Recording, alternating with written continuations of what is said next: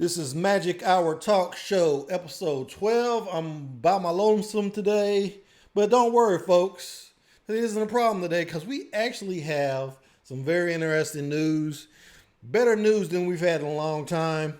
Some of it is kind of sad, though. The first of being, yes, the Snyder Cut. Zack Snyder's Justice League is coming back, guys. Now, I say it's sad because imagine how bad our current situation has to be for us to think that a 3-year-old movie coming back with just another cut from a director is something to be celebrated. Just think about that. But I'm happy about it because, yes, I am bored. If it wasn't the fact that they pushed back all my favorite movies that I was looking forward to, Black Widow, No Time to Die, Quiet Place, all those movies have been pushed back. And yes, I am freaking bored and I am ready for the Snyder Cut. Even though, like I said, it's a 3-year-old freaking movie that nobody liked. Okay. And let me just throw in the caveat here that one of the reasons I like this news is because, unlike a lot of people, I did like Man of Steel, which was Zack Snyder's first foray into making a DC film. I thought Batman vs. Superman had a lot of problems, could have been a lot better. But hey, it did have one of the most awesome Batman fight sequences we've ever seen. Ben Affleck, I thought, was pretty great as Batman and Bruce Wayne in a lot of ways. I thought he was perfect.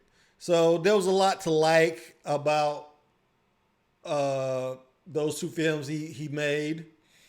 There's a lot not to like about it. But like I said, I love Man of Steel. I thought it was great. I like Henry Cavill's portrayal of Superman. Thought it was great. Even the stuff that people hated, the destruction of Metropolis. Hey, that's the kind of stuff would happen if some superhero was throwing down. So I didn't have a huge problem with that. And I like how he tied it into the next movie, although I don't think he was very successful at that. But let's not go into that too much. The Snyder Cut. Now, if you remember from way back when, there was a few trailers that came out, and they got us so pumped for this movie. And I have one of them right here. I'm going to just go ahead and play it real quick, and we'll see. Because one of the problems with doing this is that I'm not going to go watch Josh Whedon's Justice League again. I'm not going to go back and watch it. I'm just basing all this from my memory of that one time I saw the movie. So if I make any mistakes, I'm sorry, guys. I'm not going to go back and watch that train wreck. But let's go ahead and play this original trailer. I think this came out in like March of 2017, I think. Something like that. I might be wrong about that date. But let's go ahead and play it. Okay, guys, right away, let's just go back a little bit. Basically, all this stuff that happened right here at night. Remember, from what I remember, the last battle scene happened outside some nuclear reactor. I don't see that nuclear reactor here. It's night. The sky's not red like it was in the original movie. So they cut all of this. And remember, Josh Whedon came back and reshot most of the movie. And Josh Whedon, contrary to what you've probably heard, he was actually chosen by Zack Snyder. So you can't really blame the studio for that. But the studio did mess with what was reshot because they asked Josh Whedon to make it a little bit funnier like the Avengers, which was a mistake, I think. If you have a tone, you have to go with your tone in the film. You can't mix it with too many different genres and ideas. You have to be consistent with that. That's not to say you can't have some funny things, but there was just so much corny stuff in that original movie. So let's go through a little bit more. This scene right here, I know this wasn't not in the film. Shall we? And that's such a badass little moment. Just Wonder Woman. I mean, this is one of the sexiest thing I think I'd ever seen up to that point in my life. That's non-pornographic, I should say. But just her confidence. I really, for me, confidence is a real turn on with women. Okay, it's a turn on. How did I just say that? When a woman is confident, it's a turn on for me, which is why I liked Captain Marvel. So, and then there was that whole thing where she's smiling in Batman vs Superman while she's fighting Doomsday. I just love this little moment. And when I saw the Justice League movie, it was not there. I just could not believe that they cut that out. Just about everything you see with Cyborg was cut out. All this stuff in his background, like they got this shot of him playing football, that was not in the movie.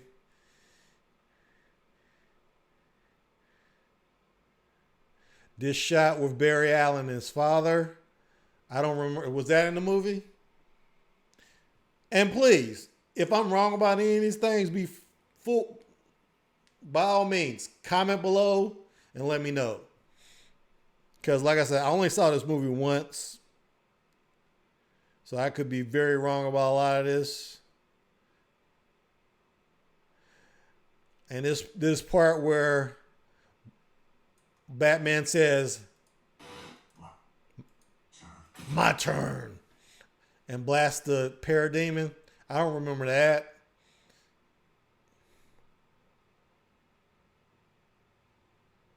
This, of course, that was in the movie. They kept a few things. They kept didn't they keep the Barry Allen intro scene? And this scene where Cyborg says, you should probably move. I don't think that was in the film either. Okay. That's about it for that trailer. Polygon, though, they did an article about it. And they threw in a lot of details. I won't bore you with a lot of the details. But some of the more notable thing. Darkseid was supposed to make an appearance. So that obviously wasn't in the movie. It was supposed to be kind of like they did Thanos in the MCU. They just did these little cameos with Thanos, promising that he would be a villain in a future movie, which is what they were supposed to do with Justice League. So that was obviously not in the film. It was like pretty much a one and done deal. But Darkseid was supposed to be a big bad, and I guess Justice League 3 or something. And this whole thing that we had images of in Batman v Superman, the Nightmare, where I guess Darkseid was supposed to take control of Superman and destroy the planet. That obviously was in the movie. So there was supposed to be some more indications of that. Another thing, there was supposed to be some stuff with Star Labs. If you watch The Flash, which I did, I watched the first 3 seasons. Star Labs plays a big role in that show. Well, it was supposed to make an appearance in Justice League, and it was not in the movie. Cyborg's father, Silas Stone, he was supposed to be feature more prominently in the movie, and they say he was supposed to die, get killed by Steppenwolf. So that obviously didn't happen. Let's see what else. Oh, something about the Green Lanterns. There was that little cameo of the Green Lantern in the flashback. But I think they're hinting that Hal Jordan or Jon Stewart were supposed to make a cameo appearance. It looks like that was speculation, though, so I don't know. Martian Manhunter was supposed to make an appearance. Harry Lennox, who played United States Secretary of Defense Calvin Swanwick, he was supposed to make some kind of appearance as Martian Manhunter. Lex Luthor. Now, this is one thing they actually filmed. Jesse Eisenberg's Lex Luthor. In fact, Jesse Eisenberg said that he had several scenes that were filmed but were ultimately cut. These are just a few things we expect to see in the Snyder Cut, and I was more hyped for it before I found out where it was appealing, because I was assuming that it was going to be on Netflix or something, and then it was announced that it's going to be premiering on HBO Max sometime in 2021. And first of all, 2021, that's a long wait, and I expect the virus pandemic thing to be over by then, so I don't know if I'm still going to be as interested. But then HBO Max, what is HBO Max? I know what HBO Go and HBO Now. HBO Go is for cable subscribers to be able to stream their stuff or something like that. I don't know. I did subscribe to, excuse me, HBO Now. So my question here is, why do we need another service? It's just confusing. And I looked up some information because I really didn't know what the difference between HBO Max is versus HBO Now. Because HBO Now was the service you could subscribe to without having a cable subscription. So apparently, from what I've seen in this article on CNET, HBO Max is supposed to have all the HBO stuff, that the same stuff you could get on HBO Now, plus some other stuff like Friends and let me see what else is supposed to be on this thing. So it's supposed to have stuff that you can't get on HBO Now. So that being Friends, The Big Bang, Big Bang Theory, Rick and Morty. And stuff like that. So that still doesn't seem that compelling to me. Friends is on Netflix, isn't it? Or Hulu or something. So I don't know what is going on with that. So I don't know. That kind of killed some of my enthusiasm for this whole thing.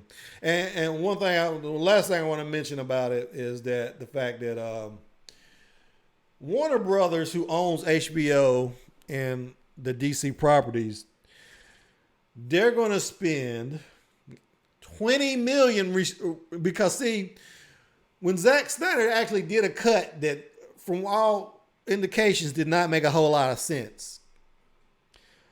But all the special effects were not done. And that's usually the case. You'll have a director do a cut of the film before the special effects are done.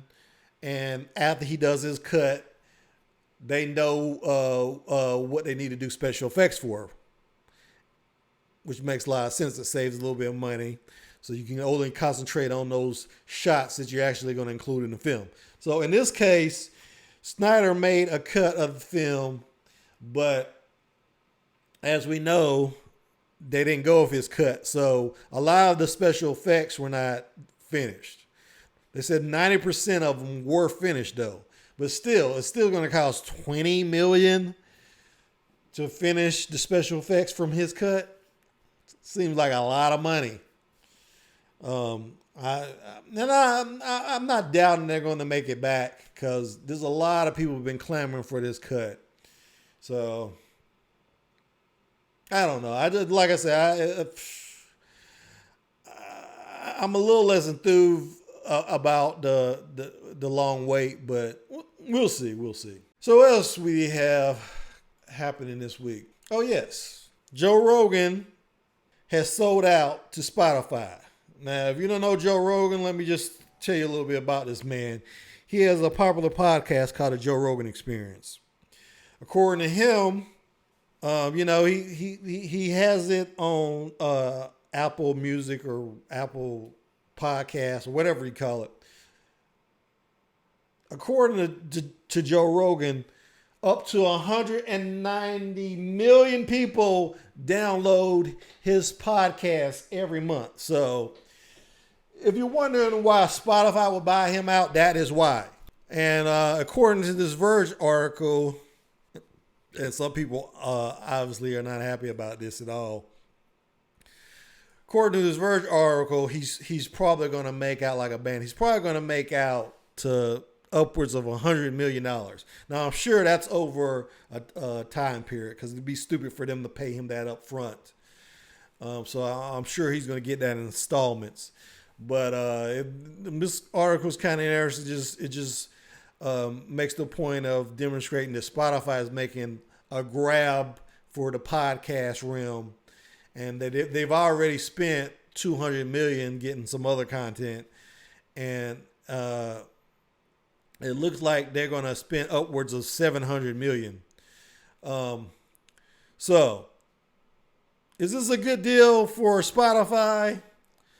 Well, considering Forbes says that Rogan made $30 million last year, so it probably will work out for them, considering how many downloads he has and how much he makes a year. Let's say he signed up for $100 million over 5 years. That would mean they're actually getting him at a discount. So I think this is definitely going to help their platform. Will I be downloading Spotify? I've never used Spotify. I keep hearing how bad it is from people I really respect. So I don't know. I'll probably try it out. I just want to mention here, though, guys, if you hate Spotify like some people, I will like to mention that we also do a talk show here on Paul Chapel.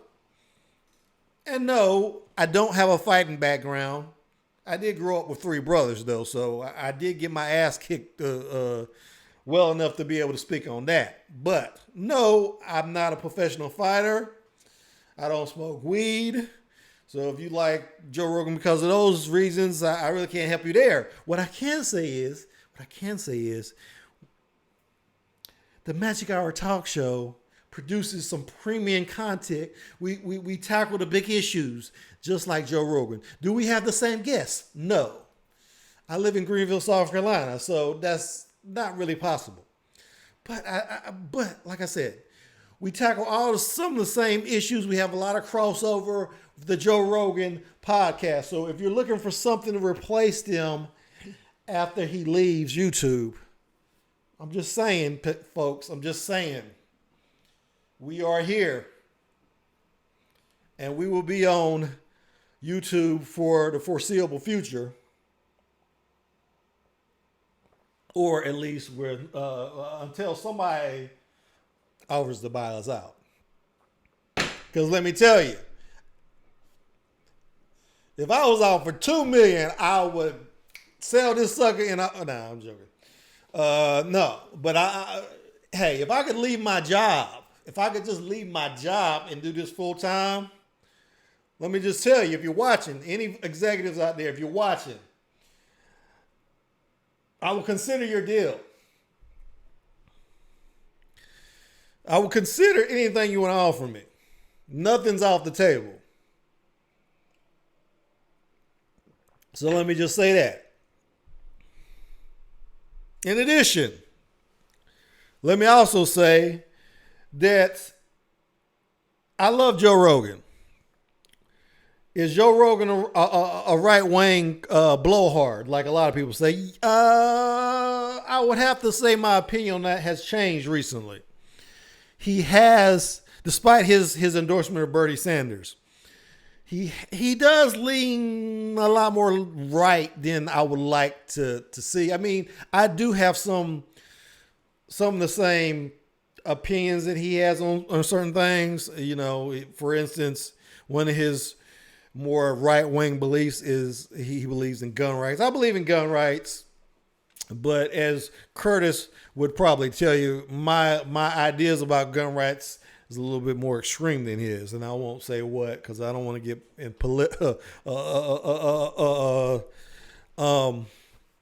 the political thing. But I would just say I think all black people should have a gun.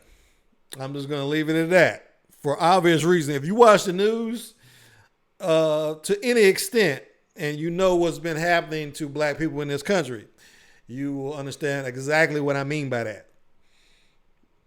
But I'm not going to go any further than that. I'll just say I believe in gun rights, but for self-defense. I do believe there's a need for it in our current climate. But yeah, I think this is good news for Joe Rogan. Do I think it's going to make his show better? I don't necessarily think putting your show on one app, on one platform is good for it.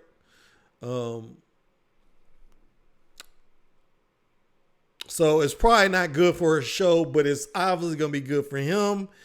I'm sure he doesn't need the money, but money is always good. It gives him just the freedom. I mean, he already had freedom. $100 million. He's already making $30 million a year. He already pretty much had freedom. So this is just icing on the cake. I don't even know what would he do with all that money that he can already do. You know, Joe, you could throw some of that money my way. You know, maybe I could do some interviews for you or something. I don't know. I'm just putting it out there, people. Sometimes you got to put your ideas out there in the universe so the universe can answer you. Yes. Universe. I'm ready. I'm ready for my close-up. You hear me? I am ready for my close-up, universe. So whenever you want to come knocking on my door or, give me a text, you can find that on my channel. My email's on there. Not really my phone number, but my email is on there for anybody who wants to throw a little bit of money my way. I am here for you. Okay, enough about me.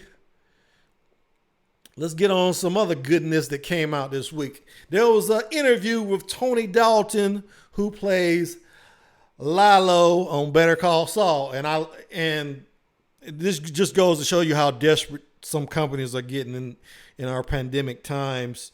Because I've never been on New York Times without a paywall thing jumping up in front of me, telling me I can't read this article.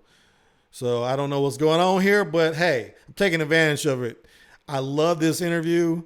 One of the bigger things that came out of this interview with Tony Dalton is the fact that it was his idea to make Lilo charismatic. Because as you know, his particular family, the Salamancas, they're crazy.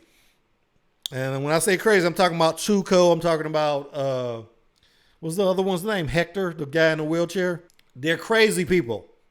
So it was really refreshing for them to have a member of his family that wasn't. He's totally psycho. Don't get me wrong. He's totally a sociopath.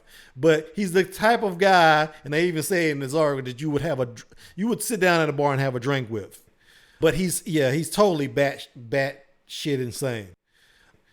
But there's just a lot of things in this interview. Let me just find something because I only read this article once. Yeah, but they asked him right here. For a cold-blooded sociopath, Lalo is such a charming guy. Was it your idea to play him that way? The charm part was mine, to be honest. I had played a hitman in the series for HBO Latino America called Sir Avila. He had zero personality. If he was standing against the wall, you couldn't tell him apart from the wall. My character was the lead and he was invisible. So there you go. Sometimes, I've always said, from my few times where I actually made movies in film school, it's wholly a collaboration making movies. You'll have ideas coming from actors. You have ideas coming from the sound guy, for God's sake. Everybody contributes. You'll have ideas that come to you in the edit. You might have to go back and reshoot something to add something or clarify something in the edit. So, and you might have somebody doing your edit, or in my case, I do all my editing, but I did have a sound designer on the student film I did. I did have a guy to kind of guide me on that. So you'll have input from so many different people. And I love actors like this. Actors who take a character and just run with it. So that was his idea. And I like this little, what he says. He says, I thought that with Lalo, I need to turn this around, do something different. I remember an interview with director Shekhar Kapoor, who was asked about casting Jeffrey Rush, who was playing yet another bad guy in Elizabeth. And Kapoor said something like, yeah, but this guy kills with a smile. That always stayed in my mind. So this is a very interesting article. I encourage anybody who watches Better Call Saul to read this. And of course, Lilo was first mentioned in Breaking Bad when Walter White and Jesse Pinkman, they want to get Saul to work for them, so they take him out in the desert and threaten to kill him. And the first thing that Saul says is, "You're not from Lalo."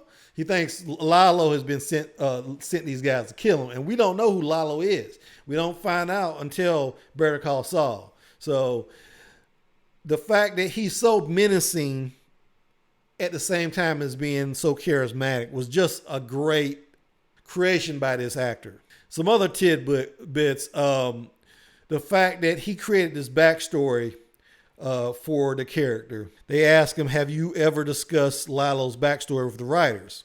Sort of, a little bit. We've kind of come up with something that works for the story. For example, one reason I don't do him with a thick Mexican accent is because I think he's kind of a second generation narco. Now, let me just say right there, Tuco had the same kind of background, I feel, because he also speaks with a perfect American accent, but he also speaks fluent Mexican or Spanish, I should say. So this is just kind of a carryover, I feel like, from that character. So he goes on to say he might have gone to a good school in Texas or Arizona or something because his family had money. He grew up with a little of the American way of life. He's a narco-rich kid. That's different from a poor farmer who stumbles across some marijuana. So I thought that was very interesting that we think of the stereotypical Mexican cartel guys as having these thick Mexican accents, but they could just as easily have been brought up here because there's such a big Mexican population in the United States, from what I can remember, 11 to 12 million people. So, and the drug trade has been going on for quite a while. So the fact that he could be a second generation narco kid was fascinating, and that kind of explains everything about him, I think. And he also says this about Lalo's background. I have a feeling that Lalo's mom is a gringa. That's why he's a little bit whiter. He speaks a little bit better. That's just my own crazy character development thing. I think the cartel sends Lalo all over the place. Maybe he was in San Diego before. He's moving up the ranks. That's how he operates. And not having a family is one reason he's so carefree. It's why he's such a charming guy in Albuquerque, why he has such a laid-back demeanor. He doesn't care where he is. So these are all very interesting things that he came up with. And, he also collaborated with the writers with. And, as I said in my review of Better Call Saul Season 5, he has pretty much become my favorite villain, even over Gus Fring. Now, that's not discount Gus Fring. Gus Fring is a great character too. They're both great characters, but he kind of overshadowed Gus. And another thing, in fact, Tony Dalton has great respect for Gus Fring. He actually says in the last line of this interview, Gus Fring is one of the greatest villains in television history. I would say he is the greatest in television history. Somebody would probably say that Tony Soprano is. I think Gus Fring would totally kill Tony Soprano in a scenario, because one of the things that Vince Gilligan had brought up in an interview that Tony Dalton actually alluded to is that Gus is playing chess while Lalo is playing checkers. So even though I like Lalo a lot, mostly because of this actor's portrayal of him, it's also obvious that Gus is a lot more smarter than Lalo. So it'll be interesting to see, because we know Gus Fring is going to win, or else he wouldn't be the big shot he is in come Breaking Bad. So that part of the scenario, we know how it's going to play out. Well, we don't know exactly how it's going to play out. We know what's going to happen. We know that Lalo is either going to be killed or go to prison or something next season. We just don't know the how that's going to happen yet. We know the why, but we don't know the how. So I just thought all of this was, as somebody who always dreamed about making films, who made a couple of films, who's written stories, I just love actors like that. I would love to work with this guy if I ever did anything in the future, because he's obviously a very intelligent, very engaging actor. Probably one of the best of his generation, I would say, at this point. And hopefully, like somebody like Pedro Pascal, who got that one little character in Game of Thrones, I hope he blows up after this show, because he deserves it. And he is very talented. So that's all I'll say about that. Go read his articles on the New York Times. Like I said, right now, it looks like the New York Times isn't pushing their paywall, which is a good thing. So, I don't know. We had a few interesting things. And like I said, I am all for being your arbiter of what is fashionable in movies, television, and games. So if you are interested in any of those facets of our society, I am your man, and I will look forward to serving your needs long after Joe Rogan has left the building. But that's all I got for today. I would like to thank my subscribers, guys. Every day I look at my subscriber count and it keeps going up. And it just makes me feel like I'm doing this for a purpose. And but I would like to also encourage you, interact if you want to. I would just like you to do it, even if you don't want to. But I know I can't force your hand that way. But I'm very encouraged to hear what you have to think about any of these topics I discussed today. And hit that bell if you already haven't, so you'll know when another video of mine drops. And until next time, I will see you when I see you. Thanks for watching.